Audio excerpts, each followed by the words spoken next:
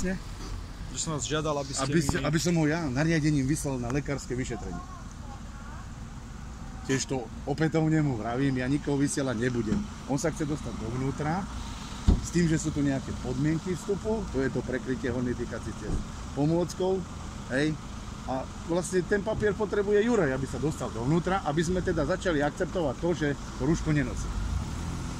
Tak ja nechápem, prečo ja by som mal dávať nariadenie.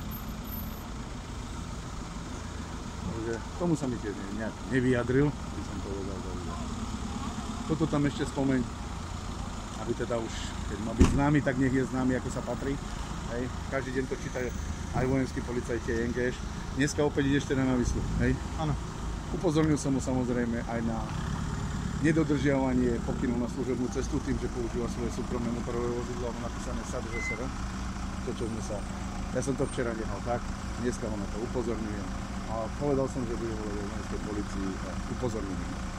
Takže až by ťa niekde náhodou začali riešiť za inú vec, ako je prekrytie horných dýchacích ciest, tak aby si vedelo, čo je to. Hej. Ešte sme niečo spomínali? Čo by sme mali, lebo toto všetko ide do hlásenia. A o tomto všetkom čítajú či v Martine, či na ULZ a v konečnom dôsledku to skončí u náčelníka generálneho štábu, kde mu to predvádza tá stála zmena CRO. Každý deň mu dáva hlásenie. Takže chceš ešte niečo k tomu dodať? Nie. Čo by tam, myslím, že Marek mohol napísať? Nie, nechcem už dodať. Nič? Nie. Mohlo by nám aj teďko. Dneska, predpokladám. Marek, máš niečo?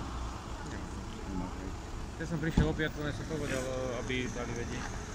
Ale neviem, celkovo tu bola šora, neviem prečo to takto sa naťahuje, lebo však už ani certifikáty nekontrolujú, ale to potom oznámevať neviem. Ja som stál až tam tiež, kde si na konci. Nerozumiem. Netož prosím ťa obie. Vieš, že to je zakázané. Vieš, čo sa ti potom môže stať s mobilom. Dobre. Tvoj najdôležitejší Ak teda argument. už nemáte na mňa nič. No pokiaľ ty nemáš nič na nás. Nemám nič. Dobre, tak vám prajem pekný deň.